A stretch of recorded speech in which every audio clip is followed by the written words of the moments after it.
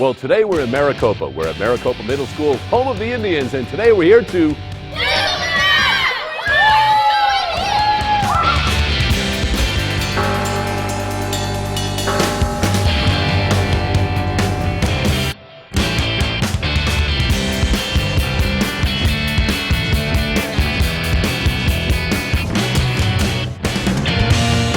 Today we're in Maricopa. We're at Maricopa Middle School, and with me right now is 7th grader Leonardo. You ready? Yeah. All right. We've got some numbers up here. We've got some whole numbers and fractions.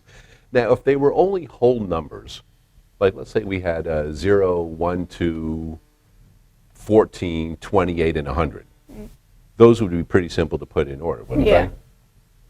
But we have fractions in here. So we need to put all of these numbers in order from least to greatest. So, why don't you go ahead and read the numbers for us, first of all. 0, 1, 1.5, 5 over 12, and 110. Okay. So we have 5 different numbers up there, so I'm just going to go like this. 1, 2, 3, 4. So those are where we're going to put the 5 numbers in order. All right?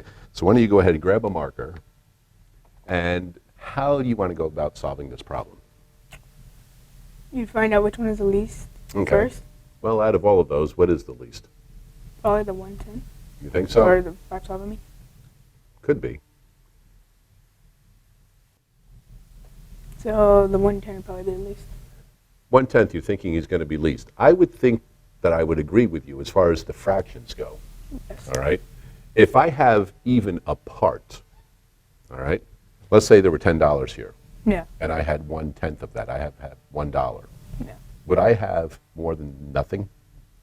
Oh, the 0. There you go. All right. See, that's the thing that I wanted you to see by putting a 0 up there, because some people go, oh, well, it's a whole number and the fraction's got to be. Yeah, I just remember that. There you go. All right. So how do you want to start? I'd put the 0 down first because that's the least right here. There you go. So that'd be the 0. And then it would go with the 1/10.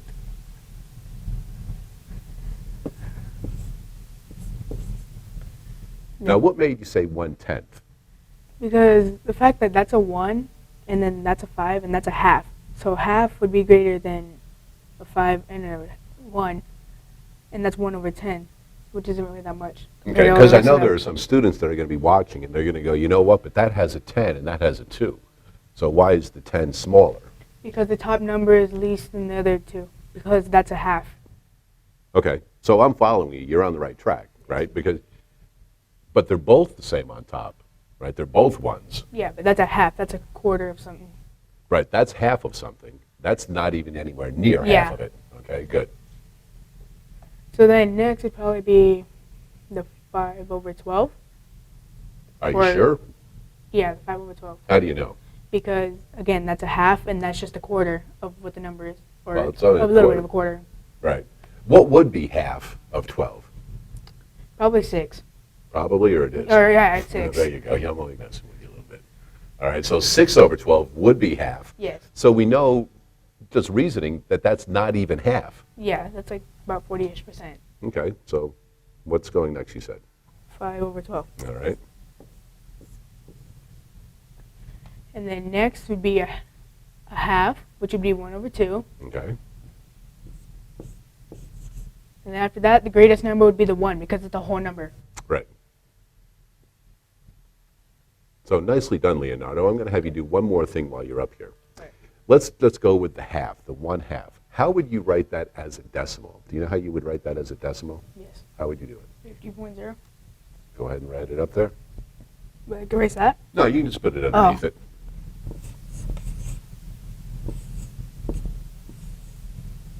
So 50, right? Yeah.